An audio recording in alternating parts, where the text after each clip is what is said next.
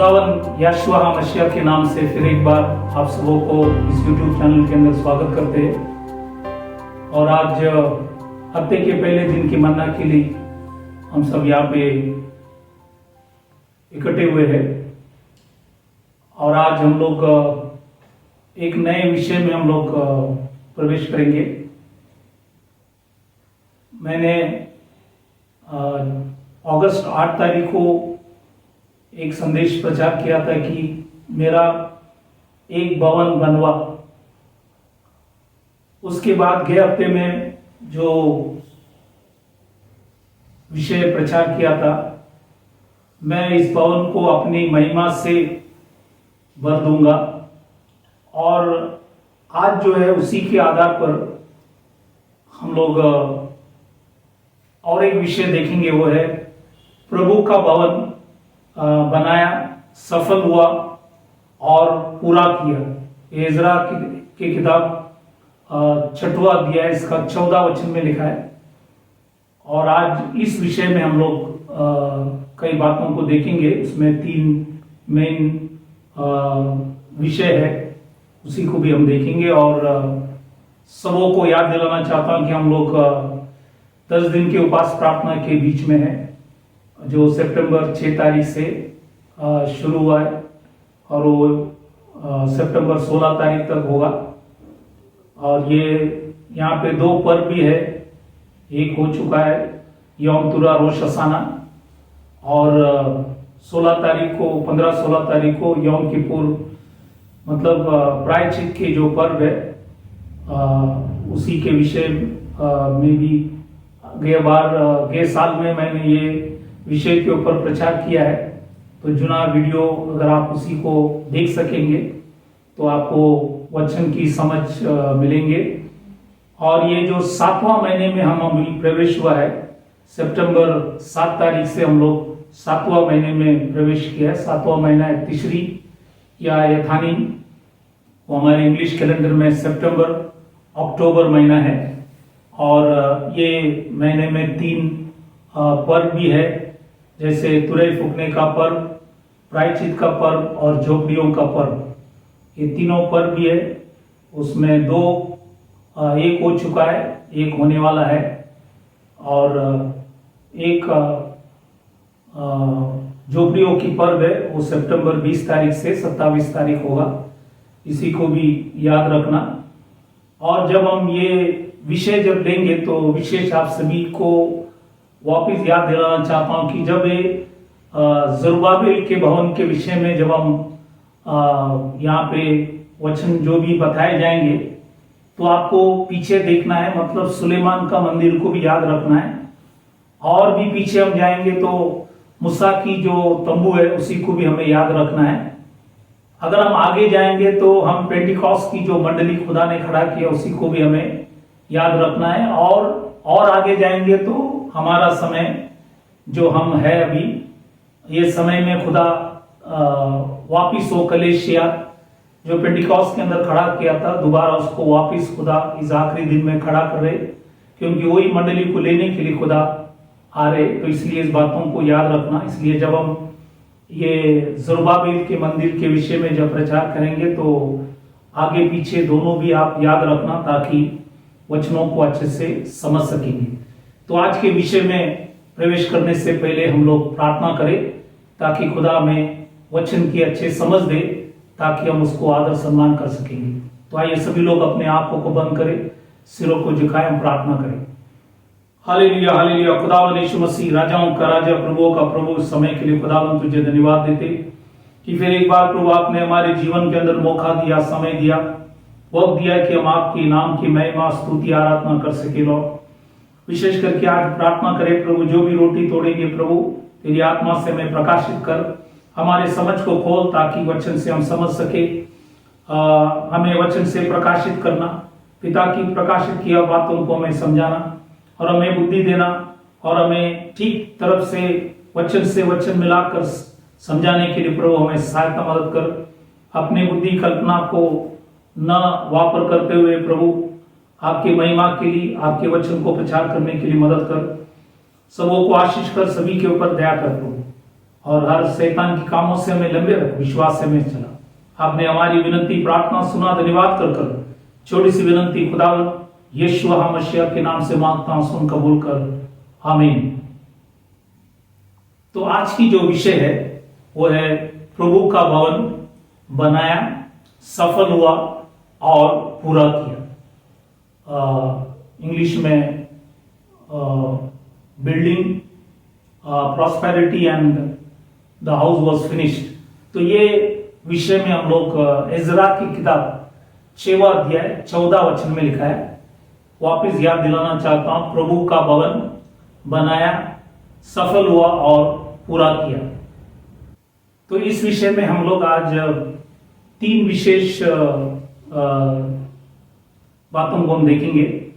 वो है कि जकरिया नबी की 11वां महीने के जो भी वचन उन्होंने प्रचार किया वो दारा के दूसरे वर्ष में, और उसके बाद हम जकरिया द्वारा 9वां जो महीना है वो है किस्लू, और वो वहां पे जो भी वचन प्रचार किया, और दारा के 4था वर्ष है। और तीसरा चीज जो है कि ये जो भवन 6वें जो वर्ष है, राजा दारा के 6वें वर्ष में तीसरे दिन को आदर महीना था, उस महीने में इस भवन को समाप्त किया गया। तो ये 3 जो विषय है उसी को हम लोग आज विस्तार से वचन से देखेंगे।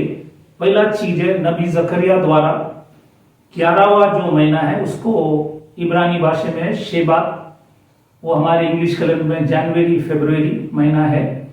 उस महीने में उन्होंने क्या वचन प्रचार किया, और वो 24 तारीख को 11वां महीने में उन्होंने प्रचार किया था। ये आप जकरिया की किताब आप पहला अध्याय 7वां वचन से आखिरी तक वचन पढ़ेंगे तो आपको वहां पे 11वां महीने में जो भी प्रचार किया उसी के विषय में। लेकिन उसमें मुख्य जो चीज खुदा ने वहां पे जकरिया नबी के द्वारा प्रचार किया वो वचन पहला अध्याय 16 वचन, जकरिया चैप्टर 1:16। ये जकरिया चैप्टर 1:16 में 1:16 में लिखा है, इस कारण यहोवा यूं कहता है, अब मैं दया करके यरूशलेम को लौट आया हूं, मेरा भवन उसमें बनेगा। तो खुदा वापिस इजरायली लोग जो बंधुआई से छुट के आए थे 70 वर्ष के बाद, उन सभी लोग जब परमेश्वर की भवन का काम 6वें महीने 24 तारीख को जब शुरू किए, एलुल महीने के हगै नबी के द्वारा जो प्रचार किया गया उसी के आधार पर जब शुरू करने के बाद भी यहाँ पे जकरिया नबी लोगों को दोबारा याद दिला रहा है कि खुदा दया से यरूशलेम में लौट आया है और मेरा भवन उसमें बनेगा। तो खुदा खातिर पूर्वक कहता है कि मेरा भवन वहां पे बनेगा। और यही चीज हम जब इस भवन के विषय में जब हम स्टडी कर रहे तो जो नए करार में कई बातों को मंडली के विषय में भी लिखा है, उसी को भी मैं बताना चाहता हूं। जैसे पहली कुरिन्थियों की किताब 3 अध्याय 9वां वचन, 1 Corinthians chapter 3 verse 9 में लिखा है, क्योंकि हम परमेश्वर के सहकर्मी है, तुम परमेश्वर की खेती और परमेश्वर की रचना हो। तो आज हम परमेश्वर की खेती है, सारा संसार परमेश्वर का खेती है। ये खेती में खुदा ने आपको और हमको हिंदुस्तान के अंदर रखा है ताकि हम खेती में काम करें और बी बोए, सच्चा वचन को बोए और लोगों को सत्य वचन की ओर ले आए। इसलिए हम परमेश्वर का खेती है और इस खेती में खुदा अपना भवन खड़ा कर रहे। इसलिए जुना समय के अंदर भी जकरिया नबी ने प्रचार किया कि मैं खुदा कहता है कि यरूशलेम में लौट आया हूं, मेरा भवन उसमें बनेगा। इसलिए यहाँ पे भी परमेश्वर की दास पौलुस कोरिन्थियन लोग जो अन्य जाति लोग थे उन्हीं को ले आकर परमेश्वर का आज खेती में से उन लोगों को चुनकर परमेश्वर का जो रचना है, बिल्डिंग है, परमेश्वर खड़ा कर रहे और इसी के द्वारा परमेश्वर के दास पौलुस एफिसियों की मंडली को भी लिखा है। एफिसियों की किताब 2:21 और 22, एफिशियन चैप्टर 2 वर्स 21-22, वहां पे लिखा है कि जिसमें सारी रचना एक साथ मिलकर प्रभु में एक पवित्र मंदिर बनती जाती है, जिसमें तुम भी आत्मा के द्वारा परमेश्वर का निवास स्थान होने के लिए एक साथ बनाए जाते हो। तो परमेश्वर के दास ये दोनों मंडली से, कुरिन्थियों की मंडली और एफिसियों की मंडली, दोनों को भी लिखा है कि हम परमेश्वर की रचना है, बिल्डिंग है, और परमेश्वर एक पवित्र मंदिर आज भी बनाते जा रहा है। जो मंदिर उन्होंने पेंटिकॉस्ट के अंदर बनाया, उसके बाद गलत शिक्षण के द्वारा, झूठे शिक्षण के द्वारा मंडली गिर गई, लेकिन इस अंतिम समय के अंदर वापस दोबारा परमेश्वर उस मंदिर को जैसे पहले थे वैसे वापस खड़ा कर रहे। इसलिए यही वचन परमेश्वर के दास पत्रोस, उन्होंने भी कई बातों को वचन के अंदर लिखा है, क्योंकि ये सभी दास लोग जुना करार पढ़ते थे। उन्होंने जकरिया की किताब, हगै की किताब, इज़रा की किताब, ये सब पढ़कर उस भवन के विषय में अच्छे जानकारी पाने के बाद उन्होंने नए करार के अंदर कलेशिया जो है उसी के विषय में भी लिखा है। इसलिए ये सभी प्रेरित लोग जुना नियम अच्छे से पढ़कर उन्होंने नए करार के अंदर इस बातों को लिखा है, जो सभी लोगों के विश्वास एक ही थे और सभी लोग ये विषय के ऊपर प्रचार कर रहे। जैसे पत्रोस, पहली पत्रोस 2 अध्याय 5वां वचन, 1 पीटर चैप्टर 2 वर्स 5, वहां पे परमेश्वर के दास पत्रोस लिखता है, तुम भी आप जीवते पत्रों के समान आत्मिक घर बनते जाते हो। बाइबल के अंदर लिखा है आत्मिक घर बनाते जाते हो, जिससे याजकों का पवित्र समाज बनकर ऐसे आत्मिक बलिदान चढ़ाओ जो यीशु मसीह के द्वारा परमेश्वर को ग्रहण है। तो आज परमेश्वर की दास पत्रोस में लिखा है कि हम जीवित थे पत्र, हम सब एक एक पत्थर है। आज खुदा एक एक पत्थर को लेके आकर अपना भवन बना रहा है। ये परमेश्वर के दास पत्रोस भी लिख रहा है, और एक आत्मिक घर खुदा बाइबल में लिखा है बनाते जाते हो। तो आज एक आत्मिक घर खुदा बना रहा है। ये चीज परमेश्वर के दास पौलुस ने भी कहा कि पवित्र मंदिर बनाते जाते हैं, और कुरिन्थियों से भी कहा कि हम परमेश्वर की रचना हो। तो ये सभी दासों ने यही विषय के ऊपर लिखा, जो जुना नियम के अंदर हम जकरिया नबी के द्वारा खुदा ने जो वचन लिखा गया उसी को ये भी दोहरा रहे। और पत्रोस और भी कई वचनों को लिखा है। पहली पत्रोस इसका 2 अध्याय 9 और 10 में भी लिखता है, 1 पीटर चैप्टर 2 वर्स 9 और 10, पर तुम एक चुना हुआ वंश और राज पदधारी याजकों का समाज और पवित्र लोग और परमेश्वर के नीच प्रजा हो, इसलिए कि जिसने तुम्हें अंधकार में से अपने अद्भुत ज्योति में बुलाया है, उसके गुण प्रकट करो। तुम पहले तो कुछ भी नहीं थे, पर अब परमेश्वर की प्रजा हो। तुम पर दया नहीं हुई थी, पर अब तुम पर दया हुई है। तो आज खुदा ने हमारे ऊपर दया किया है। दया कर कर खुदा ने हम सबों को चुनकर हम एक चुना हुआ वंश, राज पदधारी याजकों का समाज, पवित्र लोग और एक नीच प्रजा हो। तो आज इसलिए खुदा ने हमको अंधकार से ले आकर उन्होंने ज्योति में हमें बुलाया है। और ये वचन परमेश्वर के दास पत्रोस भी यहाँ पे लिखा है। और आगे परमेश्वर के दास पौलुस एफिसियों की मंडली को वापस लिखा है, 5वां अध्याय 25 में लिखता है, मसीह ने भी कलीसिया से प्रेम करके अपने आप को उसके लिए दे दिया है। अब हम वचन ध्यान से जब पढ़ेंगे, पुराने नियम में खुदा ने कहा मैं याकूब से प्रेम किया है, ये रोमियो की किताब 9:13 में लिखा है।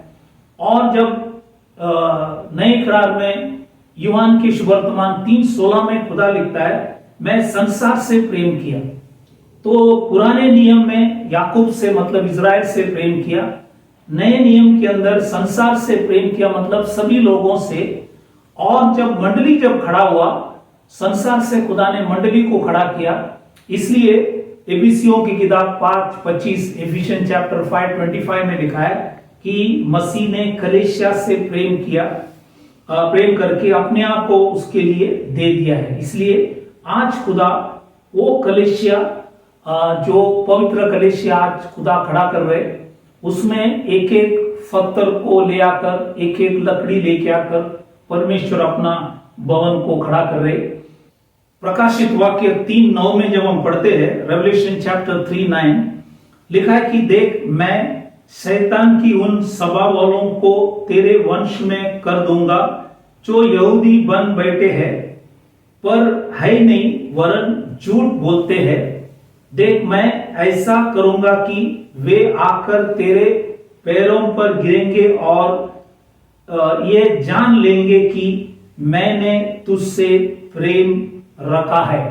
तो आज ये मंडली से कहता है, ये मंडली है फिलाडेल्फिया मंडली कलीसिया, और ये छठवां कलीसिया है। प्रकाशित वाक्य 2 और 3 में 7 कलीसिया है, उसमें से छठवां कलीसिया को लिखा गया। इसलिए बाइबल के अंदर लिखा है शैतान की जो सभा वालों, मतलब दोष लगाने वाले सभा।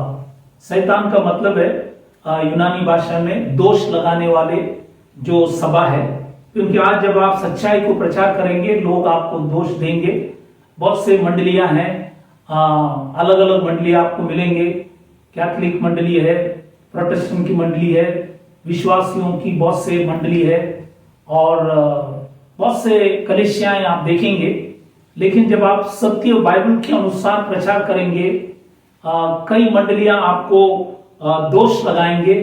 ये वचन में लिखा गया, इसलिए परमेश्वर लिखता है कि ये सभी लोगों को खुदा बाइबल के अंदर लिखा है तुम्हारे वंश में कर दूंगा, और लिखता है कि मैं ऐसा करूंगा कि वे आकर तेरे पैरों पर गिरेंगे और ये जान लेंगे कि मैंने तुझसे प्रेम रखा है। क्योंकि मंडली दो ही है, जैसे वचन में आप पढ़ेंगे, एक है आप गौ हो सकता है या आप जंगली दाने हो सकता है, दोनों भी नहीं हो सकता है। एक अगर आप जैसे मत्ती की सुवर्तमान 13 में आप पढ़ेंगे, वहां पे गौ के विषय में लिखा है और जंगली गौ के भी विषय में लिखा है। मत्ती की सुवर्तमान 7वां वचन आप जब पढ़ेंगे, वहां पे लिखा है कि चट्टान की घर और बालू की घर के विषय में लिखा है। पहले कुरिन्थियन 3 अध्याय जब आप पढ़ेंगे, वहां पे लिखा है सोना चांदी अनमोल पत्थर की मंडली एक है, और दूसरा है लकड़ी घास भूसे का मंडली के विषय में भी लिखा है। और दूसरा तिमोथी 2 अध्याय में लिखा है कि सोने चांदी का बर्तन और काट मिट्टी का भी बर्तन। ये दो तरफ का मंडली खुदा अलग अलग दासों के जरिए लिखा गया। इसलिए इस बातों को समझना जरूरी है। हम आज कौन से मंडली में, क्या चट्टान की मंडली में या हम बालू की मंडली में है, तो हमें इस बात को याद रखना है, क्योंकि एक रहेंगे एक गिर जाएंगे। तो इसलिए हमें वचन को समझना बहुत जरूरी है। इसलिए जैसे जकरिया नबी ने 11वां महीने में जो वचन प्रचार करते टाइम मुख्य वचन यह कहा कि मेरा भवन उसमें बनेगा, और यही चीज पेंटिकॉस्ट के अंदर बनाया, और इस आखिरी दिनों के अंदर दोबारा खुदा वापिस वो मंडली को आज के दिन में वापिस खड़ा कर रहे। और ये था मैंने 11वां महीने के विषय में जकरिया नबी के जो वचन उन्होंने प्रचार किया। 24 तारीख को दारा राजा के दूसरा वर्ष के वचन मैंने आपको चुना करार से और नए करार से मिलाकर आपको समझाया। अब हम दूसरा विषय में जाएंगे। नबी जकरिया द्वारा 9वें महीने का वचन जो है, जो 4था दिन और दारा राजा के 4थे वर्ष, ये दूसरा वर्ष नहीं है, हमने पहले दूसरे वर्ष के समय देखा, 4था वर्ष। और 9वें महीना मतलब ये महीना का नाम है इब्रानी भाषा में किस्लू, मतलब ये हमारे इंग्लिश कैलेंडर में नवंबर दिसंबर महीना है। और ये महीने में 4थे दारा राजा के चौथे वर्ष में चौथे दिन में उन्होंने क्या वचन प्रचार किया उसी को हम देखेंगे। तो जकरिया की किताब 7वां अध्याय 4 और 5 वचन हम जब पढ़ेंगे, जकरिया चैप्टर 7 वर्स 4 और 5, वहां पे लिखा है, तब सेनाओं की यहोवा का ये वचन मेरे पास पहुंचा, सब साधारण लोगों से और याजकों से कहा कि जब तुम इन 70 वर्ष के बीच 5वें और 7वें महीने में उपवास और विलाप करते थे, तब क्या तुम सचमुच मेरे ही लिए उपवास करते थे? तो खुदा सवाल कर रहा है, क्या सचमुच आप मेरे लिए उपवास और विलाप करते थे या अपने लिए करते थे? क्योंकि लिखता है सिर्फ उपवास प्रार्थना से नहीं, आगे लिखता है जकरिया की किताब 7वां अध्याय 8 से 10 वचन जब हम पढ़ेंगे, जकरिया चैप्टर 7 8 to 10, उसमें लिखा है, फिर यहोवा का ये वचन जकरिया के पास पहुंचा, सेनाओं का यहोवा ने यूं कहा है, खराई से न्याय चुकाना और एक दूसरे के साथ कृपा और दया से काम करना, ना तो विधवा पर अंधेर करना, ना अनाथों पर, ना परदेशी पर, और ना दीन जन पर, और ना अपने अपने मन में एक दूसरे की हानि की कल्पना करना। तो सिर्फ खुदा ने जकरिया नबी के द्वारा सभी इजराइल लोग जो खुदा के भवन बना रहे थे उनसे कहा, तुम उपवास प्रार्थना जब 70 वर्ष में तुमने किया, क्या मेरे लिए किया? और बोले उसके साथ सिर्फ उपवास प्रार्थना नहीं, लेकिन तुम्हें बाइबल में लिखा है खराई से न्याय भी करना है और एक दूसरे के साथ कृपा और दया से काम करना है, और विधवाओं पर अंधेर नहीं करना, अनाथों पर भी नहीं करना, परदेशी पर और दीन लोग गरीब लोगों के ऊपर भी नहीं करना, और अपने अपने मन में एक दूसरे के की हानि की कल्पना करना, ये भी नहीं करना। तो ये सारी चीजों को लिखा है। तो सिर्फ उपवास नहीं, ये भी जब करेंगे, क्योंकि कई बार बहुत से लोग उपवास करते लेकिन जीवन के अंदर कोई बदलाव नहीं, उपवास करते लेकिन गलत काम करने वाले, नशा करने वाले वही करते, सालों साल उपवास करते लेकिन जीवन में कोई परिवर्तन नहीं। इसलिए हमें उपवास भी करना है, हमारे जीवन के अंदर परिवर्तन भी होना है, बदली भी होना है, जैसे ये वचन लिखा है। इसलिए हमें ये सारी बातों को हमें करना है। उपवास के साथ हमें बाइबल में लिखा है खराई से न्याय चुकाना है और कृपा दया भी करना है, और दुनिया के लोगों के ऊपर, चाहे वो विधवा हो, अनाथ हो, उनके ऊपर अंधेर नहीं करना है, और एक दूसरे के लिए हम हानि की कल्पना भी करना नहीं, किसी का नाश के विषय में हमें करना नहीं, क्योंकि खुदा की इच्छा है सभी लोग बच जाए। तो उपवास के विषय में हम नए करार के अंदर कुछ बातों को देखेंगे। तो प्रेरितों की किताब 13वां अध्याय 2 और 3 वचन में नया नियम के अंदर लिखा है, एक्ट्स चैप्टर 13 वर्स 2 और 3 लिखा है कि जब वे उपवास सहित प्रभु के उपासना कर रहे थे, तो पवित्र आत्मा ने कहा, मेरे लिए बारनबास और शाऊल को उस काम के लिए अलग करो जिसके लिए मैंने उन्हें बुलाया है। तब उन्होंने उपवास और प्रार्थना करके और उन पर हाथ रखकर उन्हें विदा किया। तो यहाँ पे भी नए करार के अंदर भी शिष्य लोग ने और विश्वासी लोगों ने भी उपवास प्रार्थना किया, लेकिन सिर्फ उपवास प्रार्थना से सब कुछ नहीं है, हमारे जीवन के अंदर बदलाव भी होना है, क्योंकि यहाँ पे जो लिखा है खराई से हमें न्याय चुकाना भी है। उसके विषय में भी हम कुछ बातों को देखेंगे। हमने उपवास के विषय में देखा, याकूब की किताब 2 अध्याय 1 से 4 जब हम पढ़ेंगे, book of Jacob chapter 2 verse 1 to 4, यहाँ पे लिखा है, ये मेरे भाइयों, हमारे महिमा युक्त प्रभु यीशु मसीह पर तुम्हारा विश्वास पक्षपात के साथ न हो। तो हमें पक्षपात न करना है, क्योंकि यदि एक पुरुष सोने के चले और सुंदर वस्त्र पहने हुए तुम्हारे सभा में आए और एक कंगाल भी मैले कुचले कपड़े पहने हुए आए और तुम उस सुंदर वस्त्र वाले का मुंह देखकर कहो, तुम वहां अच्छे जगह बैठ, और उस कंगाल से कहो, तुम यहाँ खड़ा रहे या मेरे पाँव के पास बैठ। तो क्या तुमने आपस में भेदभाव न किया और बुरे विचार से न्याय करने वाले न ठहरे? तो यहाँ पे देखो, ये जो न्याय उन्होंने किया, ये अगर आप उपवास करेंगे और ऐसे न्याय करेंगे तो गलत है। इसलिए हमें जो वचन चुना जकरिया की किताब में जो पढ़ा कि खराई से हमें न्याय चुकाना, इसलिए हम जब न्याय करेंगे खराई से न्याय करना है। चाहे अच्छे लोग आए या गरीब लोग आए, तो अगर कोई भी मंडली में आए, एक समान हमें उसे न्याय करना है। और अच्छे लोग आए तो उनको अच्छे जगह पे बिठाना, गरीब आएगा तो उनको नीचे बिठाना, ये हम कभी करना नहीं, क्योंकि बाइबल के अंदर जात भेदभाव ऊंच नीच कुछ नहीं है। खुदा सबों को अपने स्वरूप के अंदर बनाए, इसलिए हम उपवास के साथ हम न्याय जब करेंगे, भेदभाव हम कभी न करना और पक्षपात भी न करना, इस बातों को याद रखना। इसी विषय में लूका की किताब 6वां अध्याय 36 में लिखता है, लूक चैप्टर 6:36, जैसा तुम्हारा पिता दयावंत है वैसे ही तुम भी दयावंत बनो। इसलिए खुदा दया करता है तो हमें भी एक दूसरे के साथ दया करना है।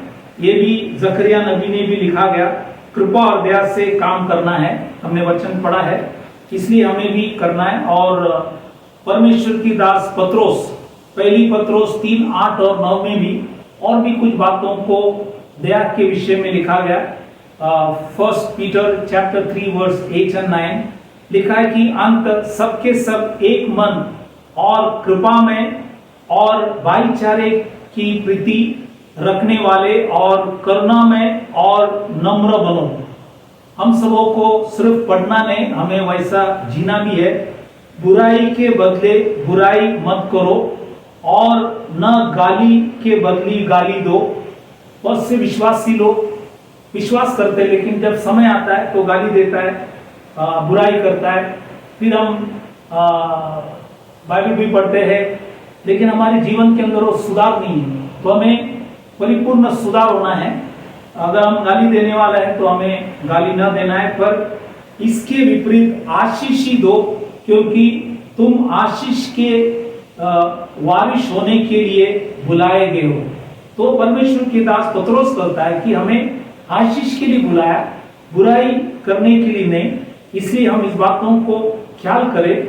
और यही वचन परमेश्वर के दास यहूदा एक ही अध्याय है, उसका 21 वचन से 23 वचन, बुक ऑफ जूड वर्स 21 to 23, वहां पे लिखा है कि अपने आप को परमेश्वर के प्रेम में बनाए रखो और आनंद जीवन के लिए हमारे प्रभु यीशु मसीह की दया की बाढ़ जोते रहो।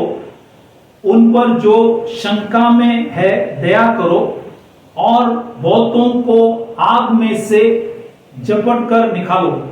आग मतलब आग नाश कर सकता है, मतलब पाप करेंगे तो हम आग में फंस जाएंगे। तो इसलिए हमें आग से, मतलब पाप की कारण जो नाश होने वाले लोगों को बाइबल में लिखा है, आग से हमें झपट कर निकालो और बहुतों पर भय के साथ दया करो, पर उस वस्त्र से भी घृणा करो जो शरीर के द्वारा कलंकित हो गए हैं। तो इसलिए आज हम ये बातों को भी ख्याल करें कि आज हमें बहुत लोगों को आग से निकालना है, पाप से हमें निकालना है, नष्ट होने वाले को उस परिस्थिति से हमें बाहर ले आना है, ताकि हम उनको सही मार्ग बताए। और हम जब दूसरों को मसीह की ओर ले आते, हमारा जीवन सही होना चाहिए, हमारे अंदर बदलाव होना चाहिए, हमारे अंदर नम्रता होना चाहिए। हम बुराई के बदले, अगर कोई हमारी बुराई किया हम बुराई ना करें, अगर कोई हमें गाली दिया तो हम दोबारा गाली ना दे। ये सारी चीजों को भी हम अपने जीवन के अंदर याद करना। इसलिए जुना करार में जकरिया नबी ने प्रचार किया, सिर्फ उपवास प्रार्थना से नहीं, लेकिन आपको खराई से भी न्याय चुकाना है और कृपा और दया भी करना है, और विधवा और अनाथों और परदेशी और दीन के ऊपर हमें बाइबल के अंदर लिखा है हम उनके ऊपर अंधेर न करना है। ये बातों को भी हम ख्याल करें। इसलिए याकूब की किताब पहला अध्याय 27 वचन लिखता है, book of James chapter 1 verse 27। जब हम ये वचन भी जब हम पढ़ते हैं, यहाँ पे बाइबल के अंदर लिखा है हमारे परमेश्वर और पिता का, बाइबल में लिखा है कि निकट शुद्ध और निर्मल भक्ति ये है कि अनाथों और विधवाओं के क्लेश में उसकी सुधि ले और अपने आप को संसार से निष्कलंक रखे। तो आज बाइबल के अंदर लिखा है हम एक शुद्ध और निर्मल भक्ति ये है कि अनाथों और विधवाओं की क्लेश में हम, बाइबल में लिखा है, उसकी सुधि ले। ये आप और हमारा भी कर्तव्य है। ये सब चीज हम सिर्फ खाली पढ़े नहीं, हम अपने जीवन के अंदर भी इस बातों को निभाए, ताकि प्रभु आप सबों को इस वचन के द्वारा आशीष करे। वापिस याकूब की किताब 4:11 में, मतलब जेम्स चैप्टर 4:11 जो हमने पहले भी देखा था, जेम्स चैप्टर 2:1-4, वैसे यहाँ पे भी याकूब की किताब 4 अध्याय 11 वचन जब हम लोग पढ़ेंगे, वहां पे ये लिखा है, ये भाइयों एक दूसरे की बदनामी न करो, जो अपने भाई की बदनामी करता है, ये भाई पर दोष लगाता है, वह व्यवस्था की बदनामी करता है और व्यवस्था पर दोष लगाता है, और यदि तू व्यवस्था पर दोष लगाता है तो तू व्यवस्था पर चलने वाला नहीं, पर उस पर हकीम ठहरा। तो इसलिए आज हम, बाइबल के अंदर लिखा है एक दूसरे को बदनामी ना करें, ये बातों को भी हम ख्याल करना। यहाँ पे कई जगह पे लिखा है कि भाइयों। अब बाइबल में भाइयों की अर्थ क्या है, किसको हम भाई कर सकता है, इसलिए उस वचनों को भी हम देखेंगे। भाई कौन है? तो मत्ती के सुवर्तमान 12 अध्याय 46 वचन से 50 वचन जब आप पढ़ेंगे तो उसमें विशेष करके 50वां वचन में लिखा है, क्योंकि जो कोई मेरे स्वर्गीय पिता की इच्छा पर चले वही मेरा भाई और मेरी बहन और मेरी माता है। तो यह है भाईयत की बाइबल का अर्थ। भाई मतलब सब भाई नहीं है, लेकिन जो स्वर्गीय पिता की इच्छा पर चले वही बाइबल में लिखा भाई है। तो आज हमें ये भी देखना है, अगर कोई व्यक्ति स्वर्ग की पिता की इच्छा से अगर चल रहे, तो अगर आप उनके ऊपर बदनामी करें, दोष लगाए, तो फिर वो आपके लिए तकलीफ का कारण हो सकता है। इसलिए इस बातों को भी हम ख्याल करें। तो इसलिए मैंने यहाँ पे आपको ये बताया कि सिर्फ उपवास प्रार्थना से सब कुछ होता नहीं, साथ में हमें खराई से न्याय भी करना है और एक दूसरे के साथ कृपा और दया भी करना है, और विधवाओं और बाइबल के अंदर लिखा अनाथों पर और परदेशी और दीन पर हम अंधेर नहीं करना है। इस बातों को भी ख्याल करें। इसलिए मैंने जुड़ा हुआ वचन नए करार से सभी वचनों को आपको दर्शाया, ताकि हम सिर्फ सुनने वाले नहीं, हम चलने वाले बने, ताकि प्रभु आप सबों को आशीष करे। अब हम तीसरा विषय में आएंगे, जब ये भवन की समाप्ति के विषय में लिखा है कि भवन जो राजा दारा के राज्य के 6वें वर्ष में आदर महीने के तीसरे दिन को बनाकर समाप्त हुआ। तो ये आदर महीना मतलब फरवरी मार्च महीना इंग्लिश कैलेंडर में।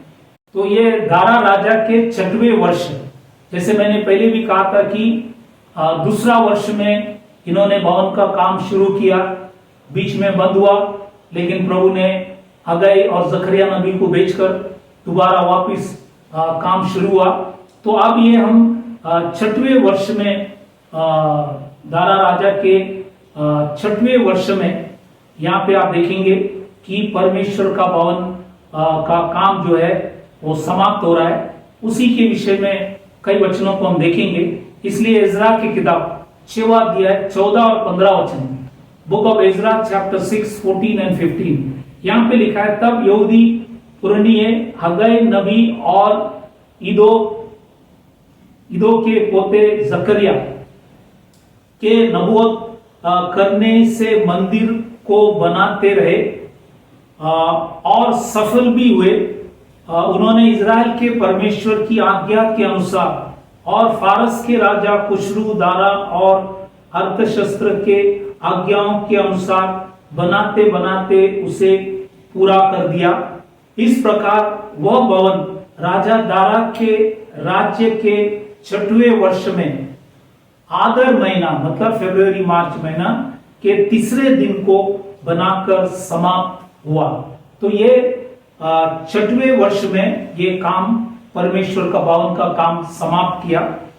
इसके विषय में नए करार में भी हम कई वचनों को देखेंगे, क्योंकि आज इस अंतिम समय के अंदर खुदा अपने कलीसिया को भी खड़ा कर रहा है।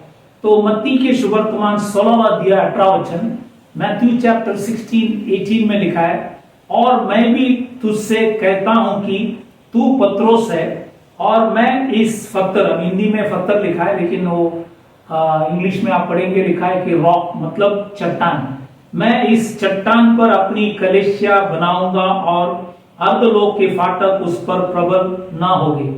तो ये जो मंडली ये भविष्यवाणी किया कि यीशु मसीह जब थे उन्होंने कहा कि मैं बाइबल के अंदर लिखा है अपनी कलीसिया बनाऊंगा। तो खुदा स्वयं कलीसिया बना रहा है और ये वचन परिपूर्ण कब हुआ?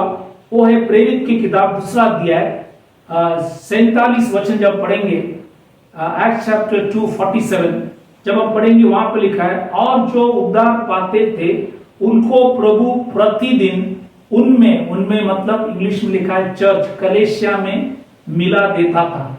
तो ये जो कलीसिया की भविष्यवाणी मत्ती में आपने पढ़े 16-18 में, मैथ्यू 16-18 में, वो परिपूर्ण हुआ प्रेरित में जब पेंटिकॉस्ट के दिन खुदा ने वो मंडली खड़ा किया और वहां पे 14 शिक्षण दिया गया कि अगर कोई आगे मंडली को खड़ा करना है उस शिक्षण के आधार पर मंडली को खड़ा करना है।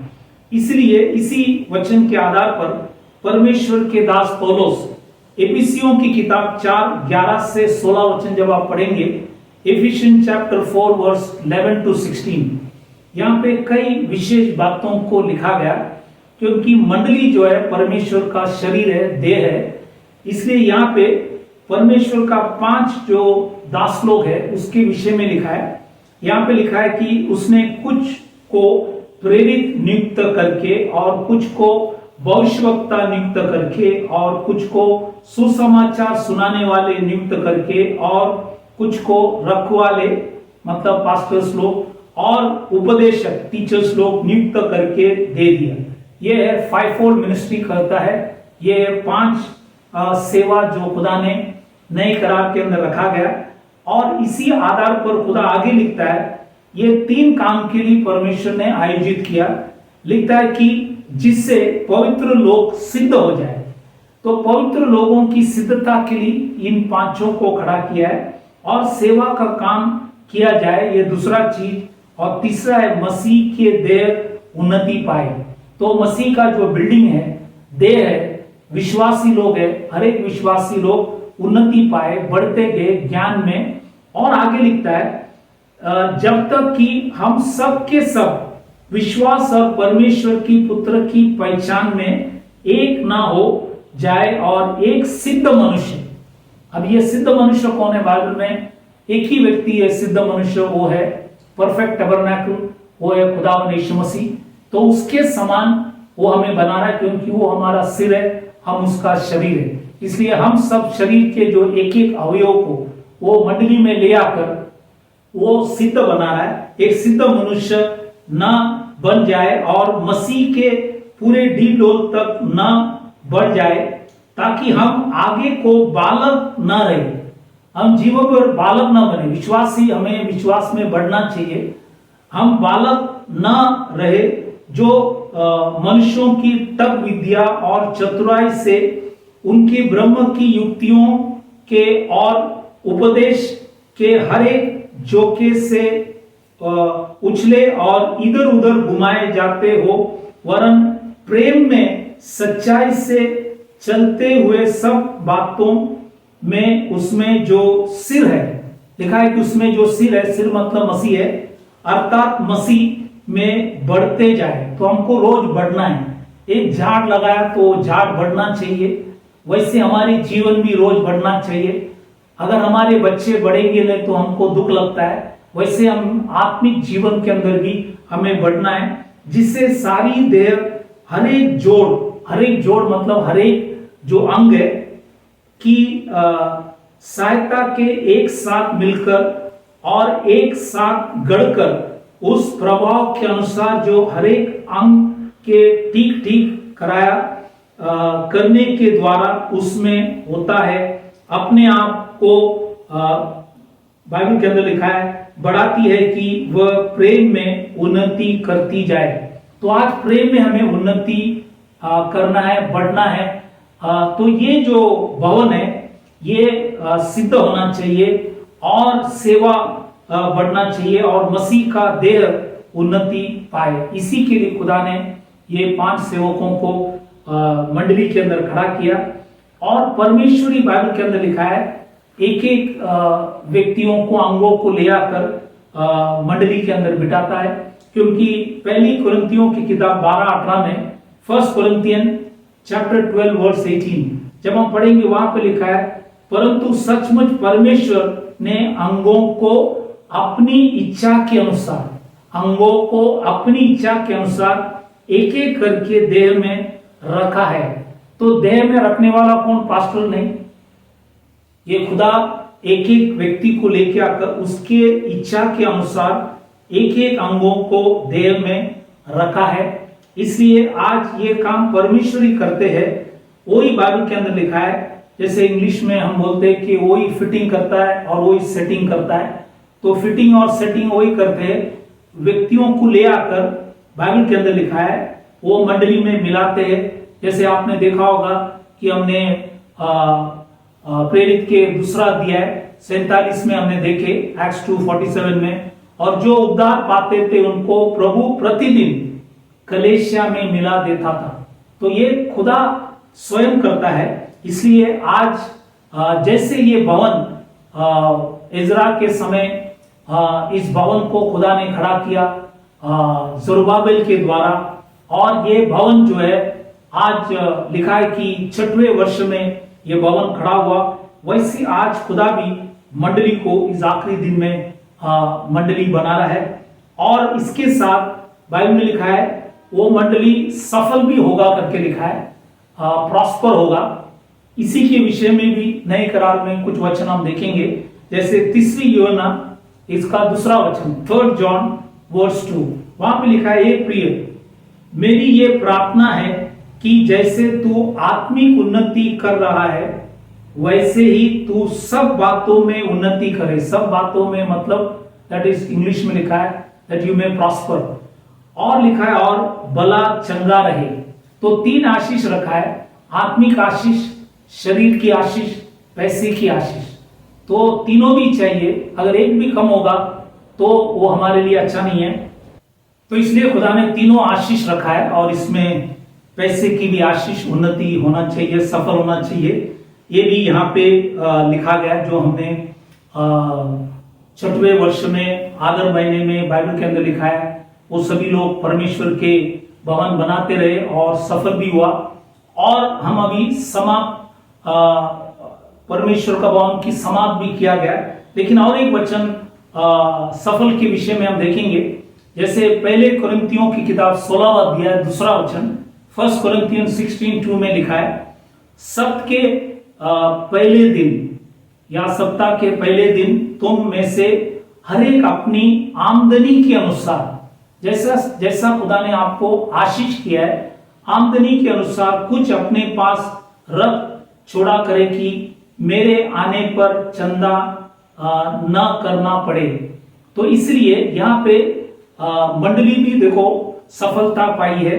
इसलिए हमें भवन भी बनाना है, सफल भी पाना है, और अंत में ये भवन जो बाइबल के अंदर लिखा है दारा राजा के 6वें वर्ष में समाप्त किया गया, उस समाप्त के विषय में भी हम नए करार के अंदर मंडली में भी खुदा एक दिन अन्य जाति के काम, मंडलियों की काम समाप्त करेंगे, उसके विषय में भी कुछ वचन हम देखेंगे।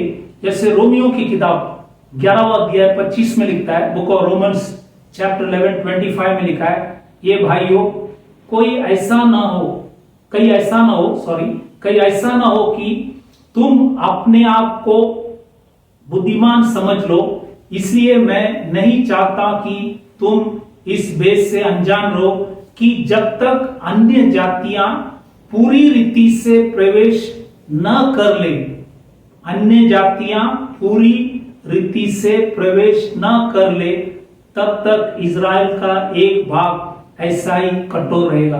तो आज खुदा ने इजरायली लोग जो 1947 में जो अपने प्रतिज्ञा किए हुए देश में आए हैं, इनको खुदा ने आज तक संभाल के रखा है और बाइबल लिखा है इनका एक भाग ऐसा ही कठोर रहेगा। आज भी वो कठोर है, मसीह को नहीं जानते, इसलिए नहीं जानते क्योंकि हम अन्य जाति जो बचे हुए अन्य जाति है वो सभी लोग पूरे रीति से प्रवेश कर ले। तो आज खुदा एक एक अन्य जातियों को जो बचा हुआ लोग है उन सबों को उस आखिरी मंडली के अंदर खुदा ले आ रहा है, ताकि वो मंडली को लेने के लिए खुदा आ रहा है। और एक वचन हम रोमियो की किताब 9वां अध्याय 28 वचन, रोमन चैप्टर 9:28 में लिखता है, क्योंकि प्रभु अपना वचन पृथ्वी पर पूरा करके धार्मिकता से शीघ्र उसे सिद्ध करेगा।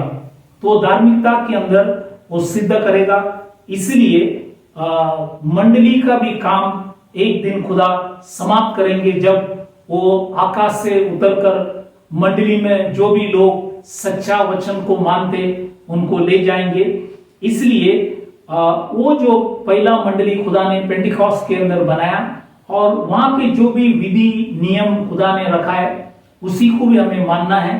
और ये जो भवन बनाने में जो 3.5 या 4 साल जो लगा, वैसे इस अंतिम समय के अंदर भी प्रभु एक कलीसिया खड़ा कर रहे, जैसा पेंटिकॉस्ट में उन्होंने खड़ा किया और जैसे पुराना नियम में हगाई और जकरिया नबी ने प्रचार कर कर परमेश्वर की भवन को खड़ा किया, वैसे प्रेरित लोगों ने भी वचन को प्रचार कर कर मंडली खड़ा किया। इसलिए अंतिम समय में हम भी वचन को प्रचार कर कर प्रभु की मंडली, जो बहुत कम लोग रहेंगे क्योंकि बुलाए हुए बहुत है, चुने हुए बहुत कम है, और इसलिए आज उस मंडली में हम सभी लोग होना चाहिए। इसलिए आज ये जो वचन आपको यहाँ पे प्रचार किया गया, ये तीनों भी जो विषय जो प्रचार किया था, ये तीनों भी आप साथ में एक ही साथ अगर समझने की कोशिश करेंगे तो अच्छा होगा। जो मैंने अगस्त 8 तारीख को जो प्रचार किया वचन, सितंबर 5 तारीख को किया हुआ वचन और आज की जो वचन है, ये तीनों भी साथ में अगर आप समझ लेंगे तो परमेश्वर की भवन के विषय में जो इस आखिरी दिन के अंदर खुदा एक कलीसिया अपने लिए खड़ा कर रहे, उसके विषय में आपको अच्छे जानकारी मिल जाएंगे। इसलिए इस सारी बातों को जानना बहुत जरूरी है, क्योंकि आज खुदा एक तेजस्वी कलीसिया वो खुद स्वयं अपने लिए खड़ा कर रहा है। वचन में लिखा है, इफिसियों की किताब 5वां अध्याय के अंदर पौल ने लिखा है, इसलिए मूसा की जो तंबू था, सुलेमान की जो मंदिर थे, सरुबाबेल के जो दोबारा बना हुआ मंदिर, पेंटिकॉस्ट के दिन जो मंडली प्रभु ने खड़ा किया, ये सब चीज वैसे ही आखिरी दिन के अंदर भी खुदा एक कलीसिया आज खड़ा कर रहा है, वो अपने लिए खड़ा कर रहा है। और उसमें खुदा अपना पास्टर और अपना भेद और परमेश्वर अपना जो काम पेंटिकॉस्ट के अंदर किया, वही कामों को वापस करेंगे। तो इसलिए ये सारी चीजों के लिए आप प्रार्थना करना, क्योंकि हम लोग इस पर्व के बीच में हैं, ये तेशवा के आखिरी 10 दिन के बीच में हम लोग हैं, और ये समय है खुदा निर्णय लेता है अगले साल कौन जिएंगे, अगले साल कौन चले जाएंगे, ये सारी चीज। क्योंकि राजा जो है खेत में है, इसलिए आज हम उनसे विनती कर सकता है, अपने पापों को उनसे क्षमा मांग सकता है।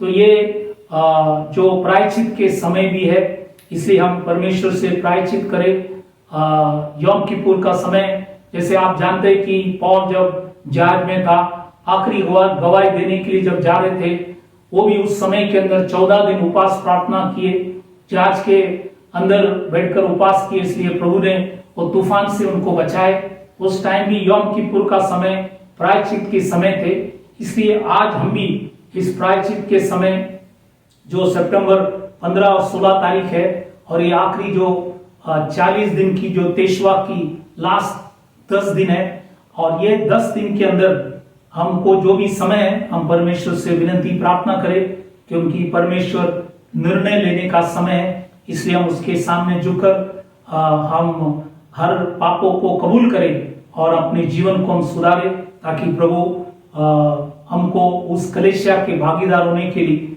खुदा हमारे ऊपर दया अनुग्रह करे। तो इसलिए इस वचनों से खुदा आप सबों को आशीष करे। हम विदा होने से पहले जो लोग बीमार, तकलीफ, परेशानी, संकट, मुसीबत, अलग अलग परेशानी के अंदर है, उनके लिए हम दुआ करें, ताकि खुदा हम सभी के प्रार्थना विनती से उन सभी के ऊपर दया करें। तो आइए हम सभी के लिए दुआ करें, अपने आंखों को बंद करें, अपने सिरों को झुकाएं, प्रार्थना करें। Hallelujah, hallelujah. खुदावन याशवदी मसीह, समय के लिए धन्यवाद करते।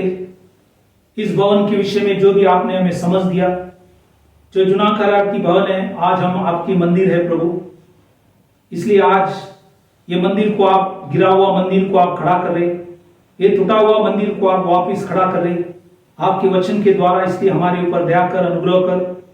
आज हम सब मिलकर प्रभु, सभी भाई बहन जो भी बीमार, तकलीफ, परेशानी, संकट, मुसीबत, अलग अलग समस्या के अंदर फंसे, उन सभी के लिए हम प्रार्थना करें। खुदावन, आपने खाए फटके से उन्हें चंगाई दे, आपने भाई व लोग से उनकी सारी अपराधों को क्षमा कर और उन्हें शक्ति दे, सामर्थ दे, हिम्मत दे, बल दे, ताकि आपके वचन को सुनकर, समझकर आपको आदर सम्मान करें। और आप जब तक नहीं आते प्रभु, सबों को आपके पंखों तले छिपा के रख, संभाल के रख, और सभी के ऊपर दया कर, अनुग्रह कर।